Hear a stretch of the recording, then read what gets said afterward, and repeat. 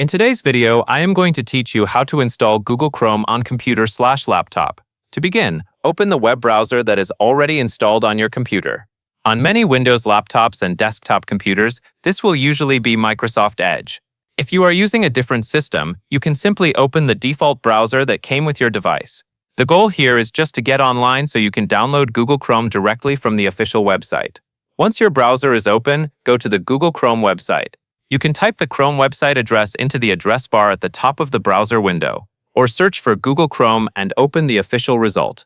Make sure you are on the official Google site before downloading anything. This is important because downloading software from the correct source helps keep your computer secure and ensures you get the latest version of the browser. When the page loads, look for the blue Download Chrome button and click it. This will open the download prompt. You may also see an option related to sending usage statistics and crash reports to Google. This setting is optional. If you prefer not to share that information, simply uncheck the box before continuing. If you are comfortable with that setting enabled, you can leave it as it is. After that, click Accept and Install. This tells Google that you agree to the terms and begins the download process.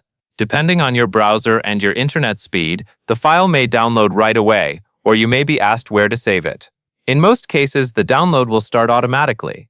Once the download begins, wait for it to complete. This usually only takes a moment on a stable internet connection.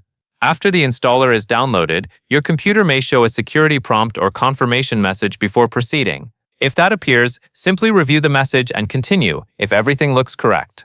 The installer will then begin setting up Google Chrome on your computer. Give it a little time to finish. During installation, Chrome may open automatically when it is ready. At that point, the browser is installed and ready to use.